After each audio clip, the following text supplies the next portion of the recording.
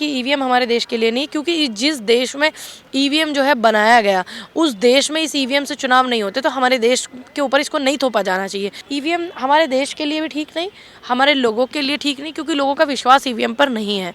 EVM के साथ में बैठ करके इतने लोगों की वीडियो फोटो वायरल हो रही, इतनी ईवीएमओ को उठाया परस्त किया गया, आपने बहुत सारी चीज़ें देखी, इसलिए शंका पैदा होती है। निर्वाचन आयोग का ये कहना बिल्कुल शक पैदा करता है कि ईवीएम बैन नहीं होगा। जो निर्वाचन आयोग है वो सरकार की बात मानता है या जनता की बात मानता है? और भाजपा भी कहती थी कि हम उन्हें नहीं लेंगे नहीं लेंगे, लेकिन उनको भी वो ले लिया। पता नहीं भैया, एक थाली के चट्टे बट्टे और एक जिससे त्रस्त जनता है सरकार से, आप उसी की जाकर गोद में बैठ जाएं, ऐसा नहीं होता ना। इन्होंने पहले मलाई खाई कांग्रेस के टाइम में, अब बीच में मलाई खाई भाजपा के टाइम में, अब फिर बीच में जब दिखा कि भाई कांग्रेस का बहुत अच्छा वो हो रहा है तो ये आ गए कांग्रेस में मलाई चाटने के लिए, अभी फिर भाजपा में चले गए। नमस्कार, मैं ब्यूटी गिरी और आप देख रहे हैं नेशनल दस्तक। जिस तरीके से बिहार की सियासत में उथल पुथल हुआ है वो सब आप देख रहे हैं। नीतीश कुमार 9वीं बार मुख्यमंत्री बने हैं बिहार के, और उसके बाद से लगातार एक निशाना कांग्रेस पर भी साधा जा रहा है कि कांग्रेस की गलती के कारण नीतीश कुमार भाजपा की तरफ गए हैं। और इसी मुद्दे पर हमारे साथ बातचीत करने के लिए मौजूद हैं पूनम पंडित, कांग्रेस नेत्री हैं। क्या कहेंगी, कांग्रेस पर जो है निशाना साधा जा रहा है कि कांग्रेस ने हल्के में लिया नीतीश कुमार को? देखिए, जिनको सत्ता का सुख भोगने की आदत होती है तो वो उलट पलट करते ही रहते हैं, तो इसमें तो कोई दोहराया नहीं है कि नीतीश कुमार जी जो है बहुत सीनियर लीडर हैं, उसके बावजूद जो है वो इस तरीके की हरकत करते, जनता को हर बार मूर्ख बनाने का काम करते, वही वो आजकल कर रहे हैं। और अभी आप देख रही होंगी कि मैं मर जाऊंगा, अगर मैं मर गया तो ही भाजपा में जाऊंगा, तो इसका मतलब नीतीश कुमार जी अब शायद मर गए हैं, तो तभी वो गए हैं। ये उनके बयान हैं, हमारे नहीं है।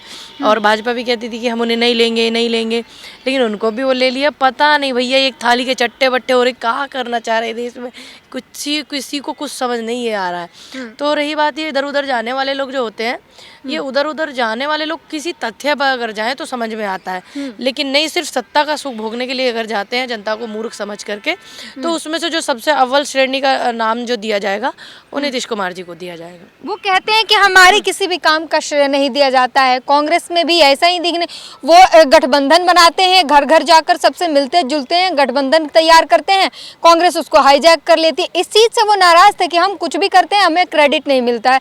ये बात उन्होंने साफ जाहिर की है। देखिए, गठबंधन की बहुत सारी चीज़ें जो हैं यहाँ से लीक करके वहाँ पहुँचाते थे, ये इनका वो है। उधर से ये लोग ऐसे बोलते हैं और उधर से कांग्रेस ऐसे बोलती है। अभी बीच में सारी चीज़ें जो है, समझने की बात ये है कि अगर मानिए कोई आपस में अगर लड़ाई झगड़ा ऐसा कुछ है भी, तो उसको बैठ करके निपटाते हैं। ऐसे नहीं है कि जिससे त्रस्त जनता है सरकार से, आप उसी की जाकर गोद में बैठ जाएं, ऐसा नहीं होता ना। सत्ता का सुख भोगने वाले व्यक्ति हैं ये। इन्होंने पहले मलाई खाई कांग्रेस के टाइम में, अब बीच में मलाई खाई भाजपा के टाइम में, अब फिर बीच में जब दिखा कि भाई कांग्रेस का बहुत अच्छा वो हो रहा है तो ये आ गए कांग्रेस में मलाई चाटने के लिए, अभी फिर भाजपा में चले गए। तो लगातार जो सवाल उठ रहे हैं कांग्रेस पर, उसको आप खारिज कर रही हैं? देखिए, जो सवाल उठाने वाले लोग हैं ये उनका अपना व्यक्तिगत मामला है। अगर जनता के हित में सोचा जाए तो आज जो जनता पीड़ित है, जब भी अगर हम जनता के हित में सोचते हैं, सरकार आती है और सरकार जाती है, लेकिन हमेशा जनता के साथ खड़ा रहने वाला व्यक्ति कौन होता है? जो चाहे सरकार हो या ना हो फिर भी वो जनता की बात करे, जनता की आवाज़ को उठाए। तो उसमें से अगर कहीं भी नीतीश कुमार कहीं इस मामले में कहीं टिकते नहीं हैं, तो वो जनता के साथ वाले लोग नहीं हैं। अब ऐसा नहीं है कि आज कांग्रेस सत्ता में नहीं है तो इसलिए हम जो है भाजपा की नीतियों को गलत बोलते हैं, तो कल कांग्रेस सत्ता में होगी तो उसको नहीं बोलेंगे। गलत नीतियों का विरोध करना एक आम नागरिक का भी और एक नेता का, जनता के प्रतिनिधि का, एक जो संगठन चलाने वाले लोग हैं वो किसी पार्टी के नेता, उनकी सबकी जिम्मेदारी है। तो उस जिम्मेदारी को बखूबी हम लोग निभाते हैं, चाहे वो कांग्रेस की बात हो या फिर भाजपा की बात हो या समाजवादी की बात हो या बसपा आम आदमी पार्टी की बात हो। अगर नियति गलत चल रही है जनता के अगर नज़रिए से आप देखेंगे तो हमेशा हम गलत बात का विरोध करते रहेंगे, चाहे आज सत्ता में भाजपा है, चाहे कल सत्ता में कांग्रेस हो, कोई भी हो। हमारा सबसे पहले काम क्या है कि हम पहले जनता के साथ हैं, बाकी चीज़ें बाद की हैं, पार्टियां बाद की होती हैं। तो इन चीज़ों से लेना देना नीतीश कुमार का कुछ नहीं है। आप जिस जनता को कह रही हैं कि त्रस्त है जिस सरकार से, वही जनता कह रही है कि जो राम को लाए हैं अब की बार फिर उन्हीं को लाएंगे। वादे भी किए जा रहे हैं, हर जगह पोस्टर छप रहे हैं अब की बार 400 के पार। देखिए, जो है एक व्यक्ति का बयान या फिर एक व्यक्ति का विचारधारा आप पूरे देश की जनता को नहीं कह सकती उसमें। 140 करोड़ की देश की आबादी है, तो 140 करोड़ अगर आपने कहीं देखा हो, 140 करोड़ लोगों के कहीं सिग्नेचर आपने इस तरीके के देखे हो तो आप मुझे बता सकती हैं। दूसरी बात, राम को लाने वाला कोई नहीं है, किसी की इतनी औकात नहीं है जो राम को लेके आए। राम स्वयं ईश्वर हैं, आराध्य हैं, तो ये बात कहनी बहुत छोटी हो जाएगी। और जब सरकारें होती हैं, अगर इस तरीके का धार्मिक कोई चीज़ होती है तो सरकार की जिम्मेदारी होती है, सरकार का काम होता है। और राम मंदिर बन गया, बहुत अच्छी बात है, सरकार ने बहुत सपोर्ट किया, लेकिन इतना ज़्यादा सपोर्ट नहीं किया जितना उन्होंने क्रेडिट लिया है। ठीक, अब राम मंदिर में गवाही देने वाले इतने साधु संत, इतने ब्राह्मण, इतने और अदर कास्ट के भी संत जो थे, उन्होंने गवाहियाँ दी हैं, उनका कहीं नाम नहीं है। दूसरी बात, राम मंदिर को लाने वाले कौन राम को ला सकता है? लेकिन ये मैं ज़रूर कह सकती हूँ नेशनल दस्तक के माध्यम से कि सबसे पहले अगर राम मंदिर के किवाड़ खोले थे तो वो पूर्व प्रधानमंत्री राजीव गांधी जी ने खोले थे। ये मैं कह सकती हूँ। इस बात को चारों शंकराचार्य भी कहते हैं। चारों शंकराचार्य जी ने अब कहना शुरू किया, और हमने जब भी राम के मुद्दे पर अगर बात हुई है तो यही बोला है कि पहली बार जब दरवाजे खोले थे राम मंदिर के तो राजीव गांधी जी ने खोले थे। इसमें कहने में कोई शंका नहीं होनी चाहिए। दूसरी बात, राम को लाए, अगर कल सत्ता में कांग्रेस हो या कृष्ण भूमि का कुछ वो होता है तो कल ये भी कहना गलत होगा कि कृष्ण भूमि पे जो सारा कुछ है वो कांग्रेस ने किया है। और आज इसी तरीके से ये कहना गलत है कि भाजपा ने किया है। तमाम उन साधु संतों की साधना लगी हुई, ठीक, जिन्होंने गवाही दी है, जिन्होंने पिटीशन डाला है कोर्ट में, तमाम उन लोगों की जो है इसमें मेहनत लगी हुई है। सरकार का काम होता है, अगर आज कांग्रेस सरकार होती तो उसका भी यही काम होता।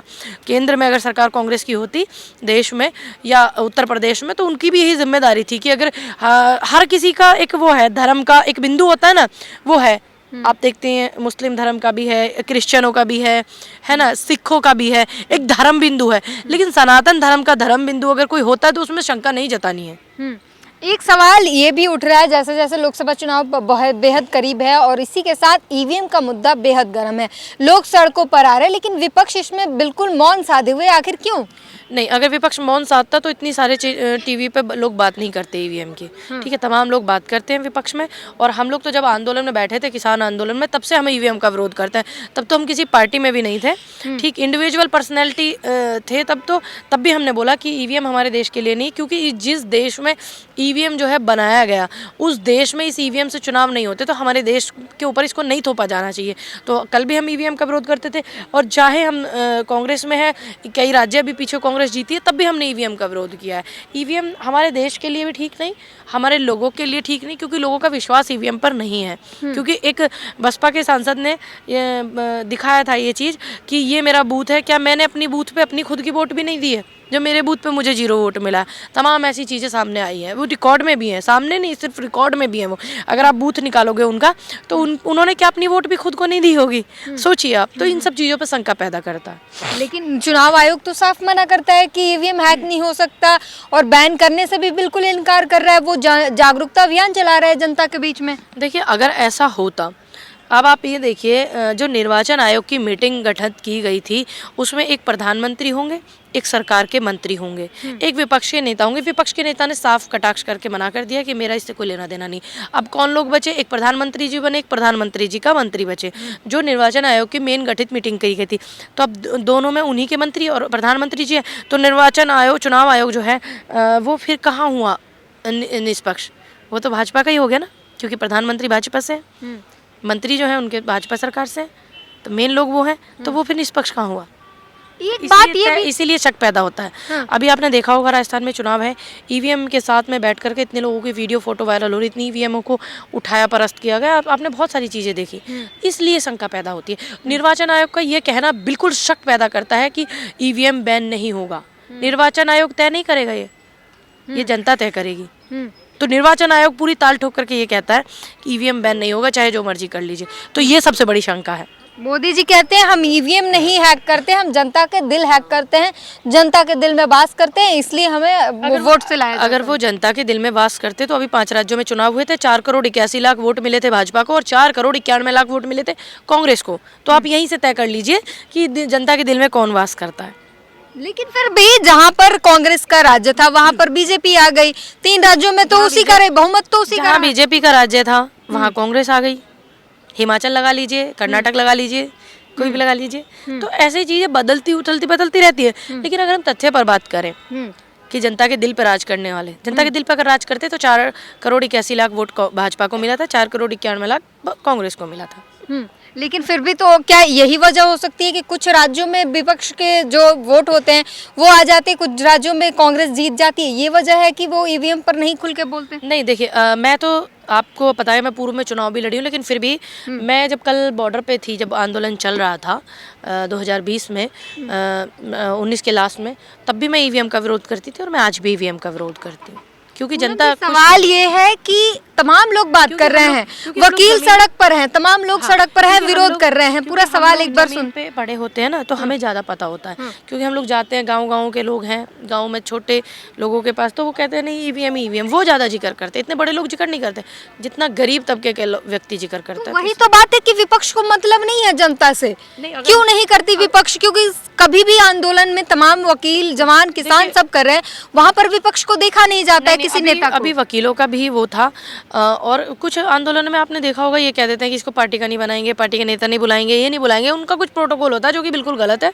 अगर देश में कभी भी कोई आंदोलन होता है, चाहे वो भाजपा के खिलाफ हो, चाहे वो कांग्रेस के खिलाफ हो, सत्ता में कांग्रेस हो या भाजपा हो, और एक दूसरे के साथ, विपक्ष को जनता के साथ खड़ा रहना चाहिए। अगर विपक्ष में कोई भी है तो जनता के साथ खड़ा रहना है, ये मेरा मानना है। उसी तरीके से हम खड़े होते हैं। तो आप कह रही हैं वो लोग जो आंदोलन करते हैं वो आने से भी मना कर देते हैं? कौन मना कर? वो आपने देखा होगा जब आंदोलन हुआ था किसानों में, तो कहते थे कि भाई किसी नेता को नहीं इस पे बुलाएंगे, क्योंकि सरकार कह देती है कि ये एक पार्टी का आंदोलन है, तो इसलिए कुछ उनके प्रोटोकॉल होते हैं। लेकिन धीरे धीरे जब ये दिल्ली में आंदोलन हुआ था, ये हमारी जो जवान बेटियाँ थी, बहन थी, जिन्होंने ओलंपिक में मेडल लेके आई थी, पहलवान, तो वो भी यही कह रहे थे। लेकिन बाद में उन्हें तमाम विपक्ष का सहारा लिया, सहयोग लिया, और ऐसे तमाम आंदोलन हैं जिनमें पहले ऐसे होता था, अब नहीं होता। धीरे धीरे चीज़ें दूर हट जाएंगी।